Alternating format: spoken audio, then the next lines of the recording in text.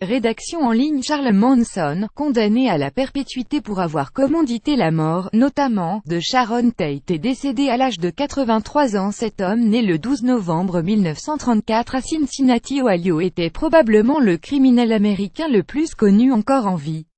La vie de Manson pourrait ressembler au pire de vos cauchemars. Elle est faite de vols, de violences, de mensonges et de meurtres.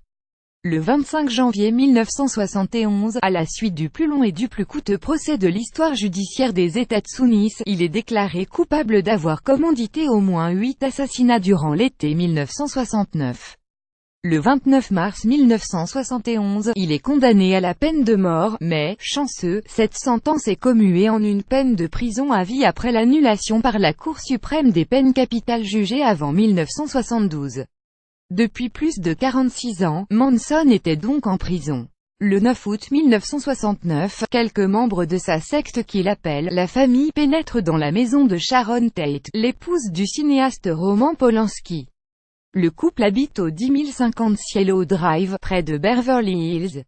Charles Tex Watson, Patricia Krenwinkel et Susan Atkins tuent sauvagement la jeune femme enceinte de 8 mois et demi.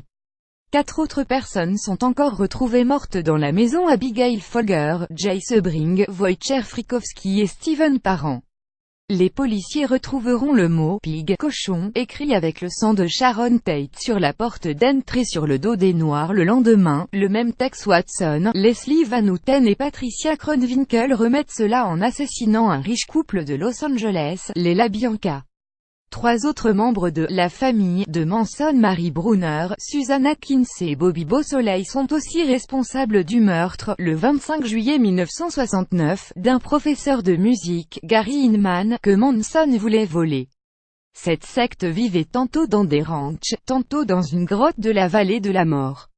Pour louer les ranchs, les vieux propriétaires se faisaient payer en nature par les jeunes femmes de la secte qui étaient devenues des esclaves sexuels. Bien qu'il n'ait jamais été présent lors des assassinats, Manson a donc été reconnu coupable de les avoir planifiés.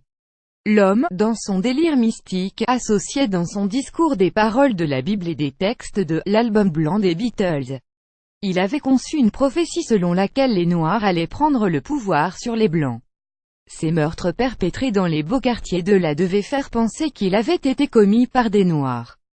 Dans sa prophétie, Manson expliquait qu'une fois au pouvoir, les Noirs, incapables de contrôler le monde, se tourneraient ensuite vers lui et sa secte pour suivre ses conseils.